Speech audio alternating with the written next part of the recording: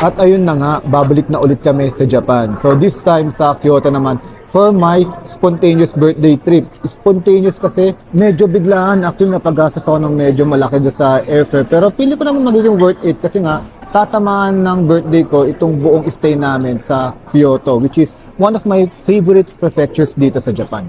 Right now, nasa NAIA Terminal 3 pa lang kami. On this video, ikukwento ko lang yung mga procedures pati yung experience namin going from Manila to Kyoto. Kape muna tayo. So yung una, procedure, wala namang pinagbago, nag-Japan web pa rin kami. So meron na akong video about that, you can check na lang sa description or sa playlist on my YouTube channel, kaya mag-subscribe ka. Yung little difference lang is wala ng QR code yung sa may VAX certificate. Pero the rest, parehas pa rin yung procedure. Pagdating namin dito sa NAIA Terminal 3, nagbayad na kami ng travel tax. Hindi ko muna in-avail ulit yung travel tax na babayaran sa Cebu Pac. Kasi in case na makancel, di ba, makakatipid tayo. Then wala naman kaming check-in, kaya dumiretso na kami doon sa may hand carry na check-in at medyo malit lang naman yung luggage namin, pati yung bag ko. Actually, yung bag ko medyo malaki pero kasi backpack naman siya. Alam niyo naman, hindi naman ganun kahigpit sa Cebu Pac pag backpack, kaya hindi na tinimbang. Kahit naman timbangin nila yun kasi may laptop naman, hindi rin pwede for check-in. Then binigyan na kami ng parang form, yung fill upan para sa immigration at yun na nga. Okay, 9 PM kami nandito dahil sa mga immigration horror story, kaya balak namin agahan tapos makalagpas sa immigration, then dito na magkape katulad ng ginagawa ko ngayon. So around 9:30 nandun na kami sa immigration, yun na nga, no? 10:30 pa kami nakalagpas, ganun kahaba yung pila na hindi ko na maipakita sa video kasi bawal nga yun, di ba? Hindi dahil sa maraming turista. Konti lang kasi yung I.O. by that time. Siguro baka hindi peak hours. And around 10:30 or 10:40, nakalagpas na kami. Nandito na tayo ngayon at nagkakape. So right now, hintay-hintay na lang ng flight. At sana maging smooth lang yung biyahe, walang problema, going to Kyoto.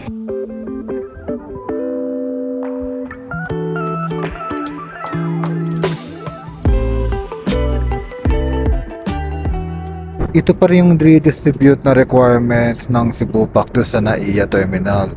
Nakadalawang balik na kami, may SOS pa rin, no? Visit Japan Web na po. Ang laking tulong ng Nintendo Switch, kaka Mario Kart namin, hindi namin namalayan yung biyahe. Share ko lang ha, ang good thing sa pagbiyahe sa gabi ay yung sunset view. At yung night lights view, ang ganda. FYI pala, first time pala namin dito sa Osaka Airport. And so far so good. Ang ganda talaga ng transport system nila, no?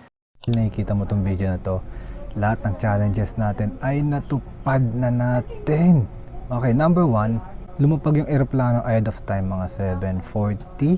Pero medyo natagalan kami lumabas kasi nasa dulo kami. Tapos sa immigration, wala namang problema sa amin. Yung mga nakapila ahead sa amin, yung mga maraming naging problema kaya tumagal kami doon. Mga hindi nanood ng vlog ni Soral kung paano yung mga requirements going to Japan, kaya tumagal lang doon. So around 8:20 to 8:30 saka pa lang kami nakalabas ng Kansai International Airport. At ang una namin ginawa, kinuha yung Sakura SIM card. And yes, gumagana po siya ngayon sa cellphone ni Jamie.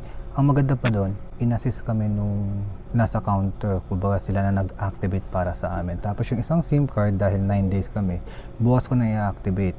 Naitanong ko naman mismo sa customer service ng Sakura SIM card kung gagana siya doon sa aking phone. Kaya kampante ako na kaya ko siyang i-activate tomorrow.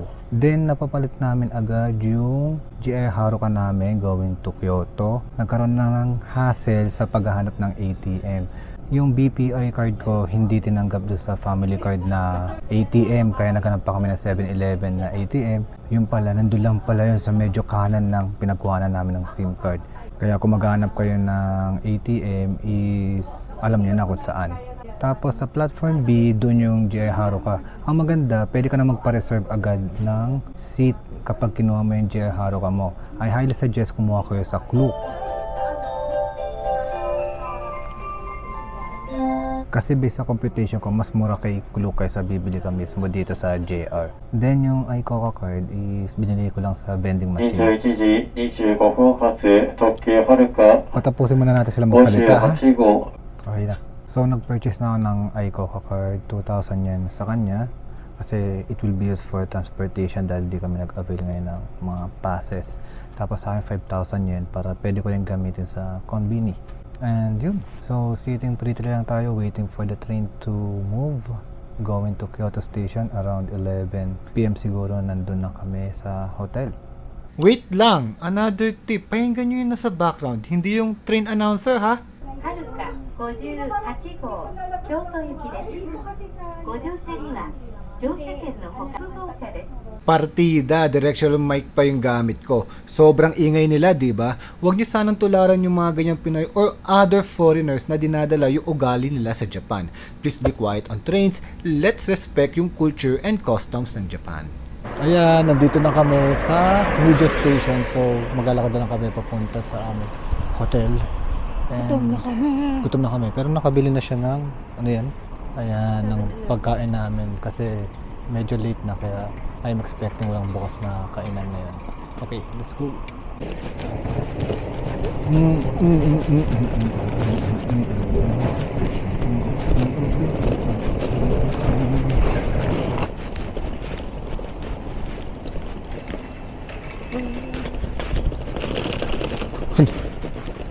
Gulat ako dun. So nakikita niyo medyo madilim pala dito sa Kyoto compared sa ibang mga napuntahan namin like Tokyo, Sapporo, Osaka. So nandito kami kasi sa may Nijo Castle eh. Wala siya sa pinaka mismong sentro. But ang lapit ito sa Nijo Castle pati sa Kyoto Imperial Palace. Yan o. Ang dilim ko. Hindi ko alam kung i-upload ko to kasi hindi nyo na makita. Ayan o. Dilim talaga. Sa wakas, nandito na kami sa aming hotel at first order of business, syempre strong zero yan. Isa sa mga favorite ko inumin dito sa Japan. At nakakain na rin kami ng aming dinner. Grabe no, very late dinner. So dito sa hotel wala namang bago, may bathtub. Pero mukhang comfortable naman yung kama pati yung bathtub. Tutulugan lang natin ito and huwag mong kalimutan mag-subscribe dahil matagal-tagal tayo dito. Kasi based sa then yung iCoca card. Then yung iCoca card. Then yung okay na. Then puwisit yun ah.